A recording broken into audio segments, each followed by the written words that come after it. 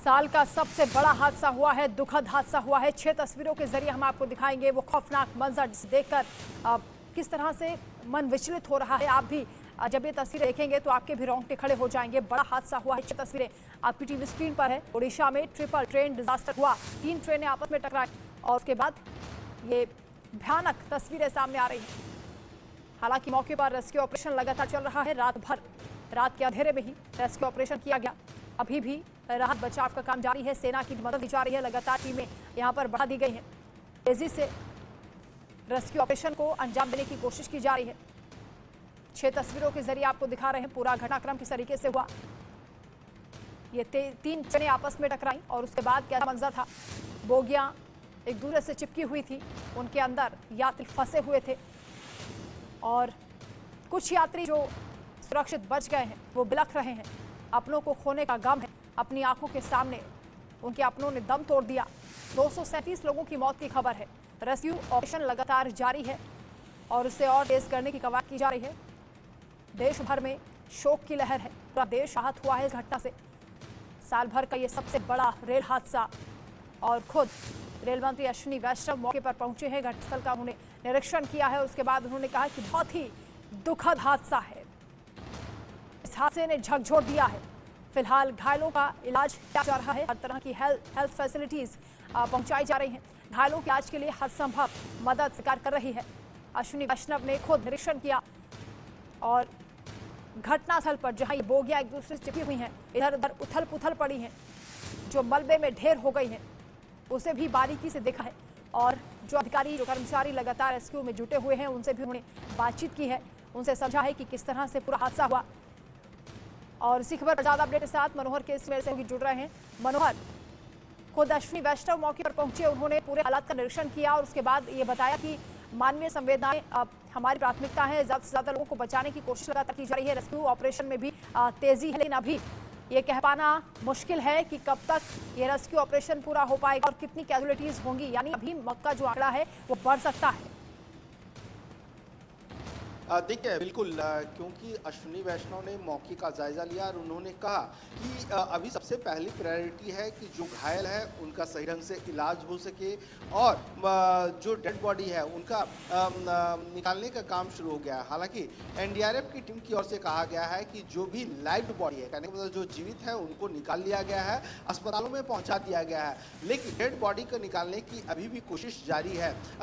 NDRF की team वहां पर है, ओडीआरएफ की टीम मौजूद है और तमाम जो रेस्क्यू टीम है वहां मौजूद है। रेल मिनिस्टर से सवाल पूछा गया कि आखिरकार इस हादसे की वजह क्या है, क्यों ये ट्रेनें आपस में टकराई, क्या वहां पर कोई पाथवेज कर्मचारी नहीं थे, लाइनमैन नहीं थे या पॉइंटमैन नहीं थे या सिग्नल मैन नहीं थे या स्टेशन मास्टर को जानकारी नहीं मिल पाई, क्या वजह है, क्या कोई सबोटाज तो नहीं है, पटरी के साथ कोई छेड़छाड़ तो नहीं की गई थी। इन सवालों को लेकर के उन्होंने कहा कि जांच के लिए कह दिया गया है, जांच का आदेश दिया गया है और रिपोर्ट आती है तब तक कहना संभव नहीं है। उसके बाद जब इस रूट को रिस्टोर करने की बात है, फिर से बहाल करने की बात है, तो उन्होंने कहा कि तमाम मशीनें सोरो एक जगह है उड़ीसा में, वहां पर सारी मशीनें आ चुकी है और जब तक पूरे रेस्क्यू ऑपरेशन जारी रहेगा तब तक ये मुश्किलें आएगी। लेकिन जैसे ही रेस्क्यू ऑपरेशन खत्म होता है, रेजिस्ट्रेशन का काम शुरू हो जाएगा और पूरी 3 जोन अफेक्टेड है। Eastern railway zone, south eastern railway zone. South eastern railway zone वो जोन है जहां ये हादसा हुआ है, महानगा जो बाजार रेलवे स्टेशन है जहां घटना घटी है, और ईस्ट कोस्ट रेलवे कुल मिलाकर के 4 दर्जन ट्रेनें रद्द कर दी गई है। 38 ट्रेनें जो हैं डाइवर्ट कर दी गई है। कई ऐसे ट्रेनें शॉर्ट टर्मिनेटेड हैं और एक ट्रेन रिशेड्यूल की गई है। लेकिन सबसे बड़ी बात है जो मौत का आंकड़ा है वो लगातार बढ़ता जा रहा है और 900 से ज्यादा लोग जो है अलग अलग अस्पतालों में भर्ती हैं, जिनका इलाज चल रहा है, गंभीर रूप से घायल है। सबसे बड़ी बात और सबसे बड़ा सवाल यह है कि जो ट्रेन है, दो पैसेंजर ट्रेन है, इनमें करीब 1700 पैसेंजर सवार थे। एक ट्रेन में बताया जा रहा है कि 900 और एक ट्रेन में 800। इस संख्या ज्यादा भी हो सकती है क्योंकि जो अनरिजर्व पैसेंजर होते हैं वो उनकी काउंटिंग नहीं हो पाती कि वो बीच में ही उतर जाते हैं। तो ऐसी स्थिति में अब आप समझ सकते हैं कि 1700 से ज्यादा पैसेंजर्स अगर सवार थे दोनों ट्रेनों में तो कैजुअलिटी कितनी ज्यादा और हो सकती है, आंकड़े बढ़ सकते हैं क्योंकि एनडीआरएफ की टीम डिसीज बॉडी को निकालने की कोशिश कर रही है।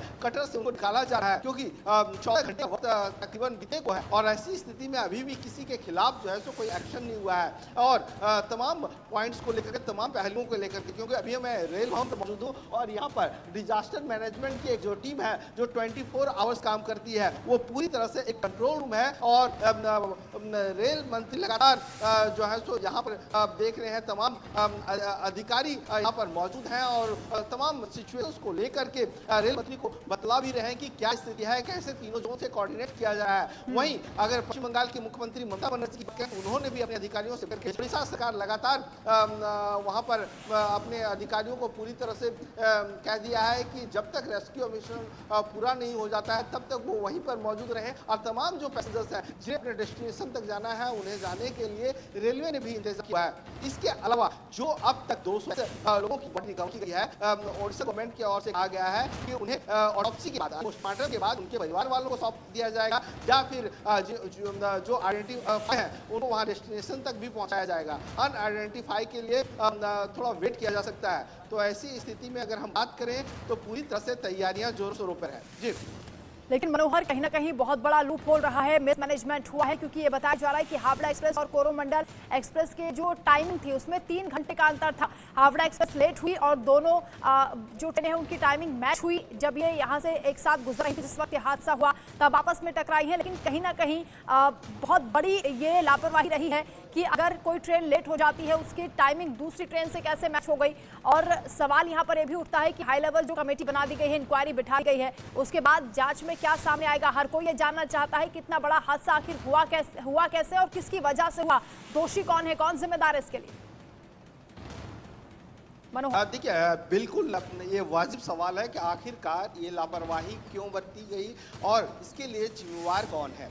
जहाँ तक सवाल है कि 3 घंटे अगर ट्रेन लेट होती है, सबसे पहले जो बताया जा रहा है कि यार्ड में जो मालगाड़ी खड़ी थी और सबसे पहले जो बेंगलोर हावड़ा दुरंतो एक्सप्रेस है वो आकर के टकराती है और उसके बाद कोरोमंडल ट्रेन आकर के टकराती है। जब पहला ये हादसा होता है उस वक्त तमाम वो रेलवे कर्मचारी जो पाथवेज होते हैं, जो पॉइंट्समैन होते हैं, जो ट्रैक को चेंज करते हैं, वो उस वक्त कहाँ थे। अगर इस तरह का हादसा होता है तो आखिरकार क्यों नहीं इत्तला कर दिया गया, ये सारी चीज़ें जांच का विषय है। और AM चौधरी जो साउथ ईस्टर्न रेलवे जोन के सर्कल के कमिश्नर ऑफ रेलवे सेफ्टी हैं, उनको ये जिम्मेवारी सौंपी गई है। वो 102 दिनों में एडवर्टाइजमेंट निकाल करके उन तमाम लोगों से पूछताछ करेंगे, फॉर्म भरा जाएगा। लेकिन सबसे पहले और सबसे अभी रिसेंट की बात यह है कि वहां पर बचाव कार्य जोरों शोरों पे चल रहा है। रेल मंत्री मौके पे मौजूद हैं,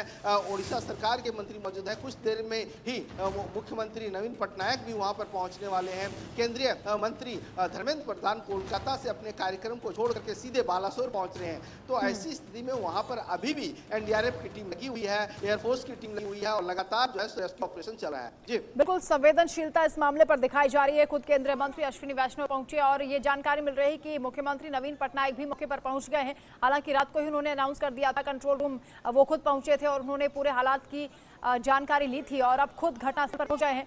जो लोग इस हादसे का शिकार हुए हैं, जो उनके परिजन यहाँ पर हैं, उनसे भी वो बातचीत करेंगे और तमाम जो अधिकारी, जो कर्मचारी रेस्क्यू में लगे हुए हैं, उनसे भी जानकारियां लेंगे। फिलहाल तस्वीरें हम आपको दिखा रहे हैं, मौके पर विभत्स तस्वीरें सामने आ रही हैं। भयानक मंजर है, 3 ट्रेनें आपस में टकराई हैं। सवाल ये उठता है कि 3 घंटे की देरी से अगर कोई ट्रेन चल रही थी और 3 घंटे का अंतर 2 ट्रेनों के बीच था, तो आखिर ये कैसे मैच हुआ और किसकी लापरवाही रही है, कैसे मिसमैनेजमेंट हुआ है, कितना बड़ा ये लूप होल है, इसकी जांच हालांकि करी जाएगी और जांच के लिए टीम भी बना दी गई है। हाई लेवल इंक्वायरी टीम का गठन हुआ है जो इस पूरे मामले की तह तक जाएगी और पूरे मामले की पड़ताल होगी, आखिर किस वजह से हादसा हुआ। लेकिन बहुत से सवाल हैं कि आखिर इतना बड़ा हादसा कैसे हो गया, 3 ट्रेनें आपस में कैसे टकरा गई, क्योंकि अमूमन ऐसा होता नहीं है। फिलहाल ये तस्वीरें आपको दिखा रहे हैं किस तरह से रेस्क्यू ऑपरेशन लगातार किया जा रहा है और रेस्क्यू टीमें और ज़्यादा यहाँ पर बढ़ाई जा रही हैं ताकि जल्द से जल्द इस ऑपरेशन को कंप्लीट किया जा सके। जिन लोगों की सांसें अभी चल रही हैं उन्हें अस्पतालों तक पहुँचाया जा सके, मलबे में जो लोग फंसे हैं उन्हें बाहर निकाला जा सके। फिलहाल तस्वीरें आपको दिखा रहे हैं। रेल मंत्री अश्विनी वैष्णव यहाँ मौके पर हैं, मुख्यमंत्री नवीन पटनायक भी पहुंच गए हैं, वो भी हालात का जायजा ले रहे हैं, अधिकारियों से बातचीत कर रहे हैं, कैसे पूरा हादसा हुआ इसकी भी जानकारी ले रहे हैं और जो लोग इस हादसे का शिकार हुए हैं उन तक कैसे मदद पहुंचाई जा रही है, सरकार के आदेशों का किस तरह पालन हो रहा है, ये तमाम जानकारियां मुख्यमंत्री की ओर से भी ली जा रही हैं। केंद्रीय मंत्री अश्विनी वैष्णव पहले ही यहां पर पहुंचे हुए हैं। उन्होंने बहुत बारीकी से पूरे घटनास्थल का मुआयना किया है। बोगियों के चारों तरफ घूम के उन्होंने पूरे हालात को परखा है और कहा कि बहुत दुखद हादसा है, हृदय विदारक ये घटना हुई है, ये नहीं होना चाहिए था। कहीं ना कहीं बहुत बड़ी लापरवाही रही है और इसीलिए जांच कमेटी का गठन हुआ है जो इस पूरे मामले की गहनता से जांच करेगी। शुक्रवार शाम 6:51 पर यह हादसा हुआ और उसके बाद जैसे ही घटना की जानकारी मिली तुरंत रेस्क्यू टीमें मौके पर पहुंची। रात भर ऑपरेशन चला है। कुछ लोग जो सुरक्षित बच गए थे उन्होंने भी अपने सहयोगियों की मदद करने की कोशिश की है, उन यात्रियों को बचाने की कोशिश की। मोबाइल फ्लैशलाइट का इस्तेमाल किया गया क्योंकि रात के अंधेरे में ये रेस्क्यू करना बहुत मुश्किल था, बहुत चैलेंजिंग था। रेस्क्यू की टीमें लगातार यहाँ पर बढ़ाई जा रही हैं, सेना की भी मदद दी जा रही है, सेना के हेलीकॉप्टर्स भी यहाँ पर तैनात हैं और 150 एम्बुलेंस मौके पर है। मेरी सहयोगी अंजलि मुद्गल जुड़ रही है न्यूज रूम से लाइव। जी, खुद मुख्यमंत्री मौके पर पहुंच गए हैं। केंद्रीय मंत्री अश्विनी वैष्णव पहले ही निरीक्षण कर चुके हैं, वो भी लगातार यहाँ पर बने हुए अधिकारियों से पूछताछ है। लेकिन सबसे बड़ा सवाल यही कि हादसे की वजह क्या, इतनी बड़ी लापरवाही कैसे हो गई कि ट्रेनों की टाइमिंग आपस में मैच करती है और वो 3 ट्रेनें आपस में भिड़ जाती हैं। बिल्कुल, देखिए इसमें कोई दौरान नहीं है कि बहुत बड़ी लापरवाही से जुड़ा ये पूरा मामला है। बड़ी लापरवाही की वजह से ही इतने लोगों की जान चली गई और मौतों का जो आंकड़ा है वंदना वो भी लगातार बढ़ता जा रहा है, जो कि चिंता का विषय है। देखिए 21वीं सदी में है, उस दौर में है जब भारत तेजी के साथ आगे बढ़ रहा है, लेकिन अगर आज के वक्त में भी इस तरह के रेल हादसे देश में हो रहे हैं तो वाकई ये बहुत बड़ा चिंता का विषय है और इस पर मंथन भी किया जाना चाहिए। मौतों की संख्या लगातार बढ़ती जा रही है। वहां पर रेल मंत्री पहुंचे अश्विनी वैष्णव, जिनकी तरफ से खुद जानकारी का जायजा लिया, सभी चीजों का जायजा लिया जा रहा है। कई लोग ऐसे हैं अभी भी वंदना जो बताए जा रहे हैं कि फंसे हुए हैं और प्राथमिकता पहले यही है कि जो फंसे हुए लोग हैं उन्हें वक्त रहते जल्द से जल्द सुरक्षित बचाया जा सके, क्योंकि कई घंटों का वक्त बीत चुका है। रात होने की वजह से रेस्क्यू ऑपरेशन में कुछ देरी जरूर हुई, कुछ दिक्कतें जरूर आई, लेकिन रात भर से ही रेस्क्यू ऑपरेशन पूरा चल रहा है और कितनी देर ये रेस्क्यू ऑपरेशन चलेगा अभी कहा नहीं जा सकता, क्योंकि 1 नहीं 2 नहीं बल्कि 3 ट्रेन की ये जबरदस्त टक्कर हुई है और कई लोग घायल हैं। 1000 से ज्यादा घायलों की संख्या है और घायलों में बताया जा रहा है कि बहुत सारे ऐसे लोग हैं जिनकी हालत बहुत ज्यादा नाजुक है। ऐसे में जो कैजुअलिटीज हैं वो बढ़ सकती हैं। आखिर ये हादसा हुआ कैसे, कौन इसके लिए जिम्मेदार है, जिम्मेदारी किसकी बनती है, जवाबदेही किसकी बनती है, ये तमाम बड़े सवाल हैं। और क्या इस पर एक्शन लिया जाएगा, क्या कोई ऐसा एक्शन लिया जाएगा कि आगे के लिए एक नजीर बने, आगे इस तरह के हादसे ना हो। ये तो जाहिर है कि बड़ी लापरवाही रही है, बड़ी चूक रही है जिस वजह से यह हादसा हुआ। वंदना आप सोचिए आंकड़ा कितना ज्यादा है मृतकों का, 5, 10, 15, 20 नहीं बल्कि 230 से ज्यादा और ये संख्या बढ़ेगी। आप सोचिए एक साथ इतनी लाशें जब बिखरी होंगी, उन परिवार वालों पर क्या बीत रही होगी जिन्होंने अपने को खो दिया, जो इंतजार कर रहे थे कि उनके अपने घर पहुंचेंगे, उनसे मुलाकात करेंगे। बिल्कुल अंजलि, साथ ही सवाल ये भी उठता है कि कोरोमंडल एक्सप्रेस 2009 में भी इस हादसे का शिकार हुई थी, इस तरह से हादसा हुआ था, बोगियां पलट गई थी। बार बार ट्रेन इस तरह से बड़ी आसानी से डिरेल कैसे हो जाती है, क्योंकि बहुत से हादसे पेश आ रहे हैं। साल दर साल हादसों की जो संख्या है वो बढ़ती जा रही है। क्या हादसों से सबक नहीं लिया जाता है, ये बहुत बड़ा सवाल है। केवल क्या जांच कमेटी जो बनाई जाती है, इंक्वायरी होती है, वो खाना पूर्ति होती है? बिल्कुल, इस मामले में भी जांच कमेटी का देखिए गठन कर दिया गया है। कब तक जांच कमेटी जो जांच इस पूरे मामले पर वो पूरी करेगी, इसके बाद एक्शन क्या लिया जाएगा, ये तो देखने वाली बात होगी। लेकिन बिल्कुल ठीक कह रही हैं आप, इससे पहले भी कई बड़े रेल हादसे हो चुके हैं जिसमें ना जाने कितने ही लोगों की जान गई है। अलग अलग राज्य के वो लोग जिसमें बच्चे भी, बुजुर्ग भी, महिलाएं भी, न जाने कितने लोगों ने अपनी जान गंवाई है। सवाल यही है, जैसा कि मैंने इससे पहले कहा था वंदना की 21वीं सदी का ये भारत है, जब तेजी के साथ देश आगे बढ़ रहा है, जब दुनिया में भारत का डंका बज रहा है और वंदे भारत ट्रेन जैसी ट्रेन को इंट्रोड्यूस खुद प्रधानमंत्री नरेंद्र मोदी कर रहे हैं। और ये हम सब जानते हैं कि भारतीय कितनी बड़ी संख्या में एक दिन में, देखिए रेल नेटवर्क जो है हमारा वो बहुत बड़ा है, बाकी सभी देशों के मुकाबले वो बहुत बड़ा है। अब जब इतना बड़ा रेल नेटवर्क है तो फिर आखिर सुरक्षा उसकी उस तरीके से क्यों नहीं है? जब रेल नेटवर्क बड़ा है तो फिर व्यवस्थाएं, इंतजाम उस तरह से क्यों नहीं है कि सेफ्टी लोगों को मिल सके? सुरक्षा आखिर कब मुहैया कराई जाएगी, कब खुद को सिक्योर महसूस करेंगे लोग जब ट्रेन बैठेंगे, जब ट्रेन में सफर करेंगे? आखिर इस तरह से हादसे कब तक होते रहेंगे? ये तमाम बड़े सवाल हैं। इससे पहले भी कई ट्रेन हादसों में ना जाने कितने ही लोगों की जान गई है, लेकिन एक सबक आखिर क्यों नहीं लिया जाता, एक सीख क्यों नहीं ली जाती? और इस रेल हादसे की अगर बात करें तो ये रेल हादसा शायद इससे पहले आपने भी कभी सुना, बिल्कुल अंजलि, ये भी तब जब लोग बहुत ज्यादा विश्वास करते हैं, लोग मानते हैं कि रेल यात्रा करना सबसे ज्यादा सुरक्षित है। लोग भरोसा करते हैं कि अगर आप रेल से सफर करेंगे तो आप अपनी मंजिल तक बड़े आसानी से और सुरक्षित पहुंच जाएंगे। लेकिन अगर रेल यात्रा के दौरान इस तरह के हादसे पेश आएंगे तो लोगों के मन में भी सवाल उठेगा कि आखिर वो कहाँ सुरक्षित हैं। यहाँ पर तो ट्रैफिक की भी परेशानी परेशानी नहीं होती है और पूरी तरह से मॉनिटर किया जाता है कि कौन सी ट्रेन कहां से गुजर रही है, किस वक्त यहां से निकलेगी। 2 ट्रेनें जिनके आपस में अंतर 3 घंटे का था, उनमें से एक ट्रेन लेट हो जाती है और उनकी टाइमिंग मैच हो जाती है। कोई जानकारी यहाँ पर नहीं ली जाती है, क्या मॉनिटर नहीं किया जाता है? सबसे बड़ा लूप होल तो यहाँ पर अंजलि नजर आता है कि 3 घंटे का अंतर था, लेकिन फिर भी आपस में कैसे ये ट्रेनें टकरा गई? बिल्कुल, सवाल इस तरह के कई सारे हैं वंदना। देखिए, ये तो साफ है कि अगर ये लापरवाही नहीं होती, अगर ये चूक नहीं होती, तो 230 से ज्यादा लोगों की जान बच जाती। बहुत बड़ी संख्या है ये, इसको मैं बार बार इसलिए एम्फसाइज कर रही हूँ क्योंकि जो लोग हैं जिन्होंने अपनों को खोया है, देखिए वही इस दर्द को समझ सकते हैं। जब एक परिवार का सदस्य चला जाता है, वो दुख क्या होता है वो उस परिवार का सदस्य और जो परिवार वाले हैं वही जान और समझ पाते हैं। 230 से ज्यादा मौतें, और जिम्मेदार आखिर इसका कौन? क्या कंट्रोल रूम को नहीं पता था? क्या कंट्रोल रूम के पास कोई जानकारी नहीं थी? क्यों रहते सूचित नहीं किया गया? आखिर ऐसा कैसे हो सकता है कि एक ट्रेन जो आ रही है वो डिरेल हो गई, उसके जो डिब्बे हैं वो पटरी से उतर है, पता नहीं लगा, पीछे से दूसरी ट्रेन आती है, जोरदार टक्कर हो जाती है। तो ये तो साफ है कि इस बड़ी लापरवाही के जिम्मेदार कई सारे लोग हैं। अब उनके खिलाफ क्या एक्शन होगा ये देखना होगा, लेकिन बना इस चीज को भी समझना होगा कि जो मौतें हो चुकी हैं, जिन लोगों की जान जा चुकी है, वो वापस अब नहीं आ सकते हैं। बिल्कुल, और ये दुख बहुत बड़ा है, दुखों का पूरा पहाड़ उन पर टूटा है। बिल्कुल अंजलि, लोग बिलख रहे हैं, छोटे छोटे मासूम बच्चे भी हैं जिनकी आंखों में आंसू देखे नहीं जा रहे। सब लोग सहमे हुए हैं जिन्होंने इस घटना को अपने सामने होते हुए देखा है। जो यात्री सुरक्षित बचे हैं वो बता नहीं पा रहे हैं, वो पूरी तरह से सहमे हुए हैं। और मनोहर हमारे साथ जुड़े हैं। मनोहर, जिन लोगों की जान चली गई है वो तो दुनिया से चली गई, लेकिन बहुत ऐसे लोग हैं जो अपाहिज हो गए हैं, जिनके किसी का हाथ कट गया है, पैर कट गया है और जिंदगी भर शायद वो इस मौत से जूझते रहेंगे। इस तरह के हादसे की जो तस्वीरें हैं जिन्होंने अपनी आंखों से देखी हैं, उसे जीवन भर महसूस करते रहेंगे और सवाल मन में हमेशा रहेगा कि आखिर ये लापरवाही अगर नहीं होती तो शायद उनके साथ ऐसा नहीं होता।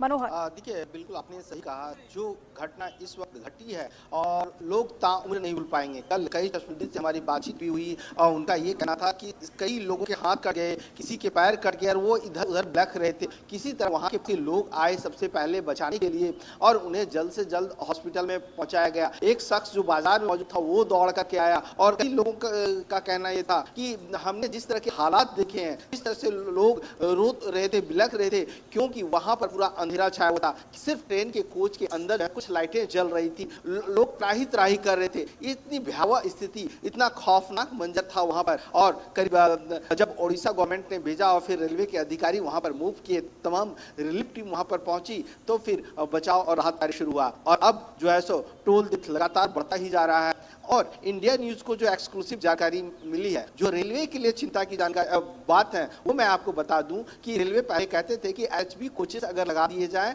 तो अब कोच जो है एक दूसरे पे नहीं चढ़ेंगे, कैजुअलिटी कम होगी, लोग इंजर्ड कम होंगे। लेकिन अब खबर ये है, जो हमें एक्सक्लूसिव जानकारी मिली है कि इन दोनों ट्रेन में जो है सो एलएचबी कोचेस थे। एक ट्रेन में तो उन्होंने कंफर्म कर दिया है अधिकारी ने कि एलएचबी कोचेस थे। जब एलएचबी कोचेस हैं तो आखिरकार ये कोचेस क्यों एक दूसरे पे चढ़े, क्यों इस तरह की घटना घटी, ये सबसे बड़ी बात है। तो रेलवे के लिए चुनौतियां बहुत ज्यादा है। आखिरकार लापरवाही किसकी रही, क्या इसके लिए कोई जिम्मेदारी लेंगे? हमें याद है कि जब 2017 में खतौली हादसा हुआ था और 1 दर्जन से ज्यादा बोगियां जो है ड्रेल हो गई थी, 2-3 ऐसी बोगी थी जो घर के अंदर घुस गई थी और वहां के लोगों को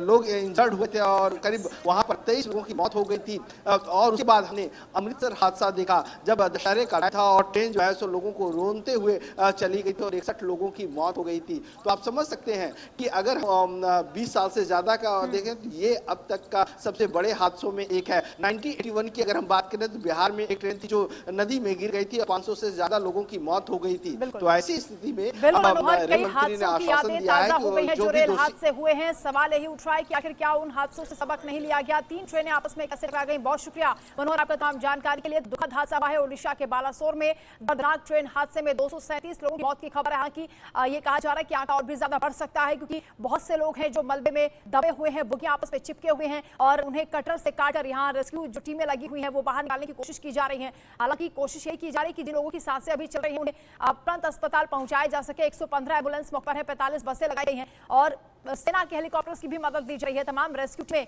लगातार रेस्क्यू में जुटी हुई हैं। रात भर ऑपरेशन चला है। कोशिश यही की जा रही है कि ज्यादा से ज्यादा लोगों को बचाया जा सके, लेकिन अब उम्मीदें भी दम तोड़ रही हैं।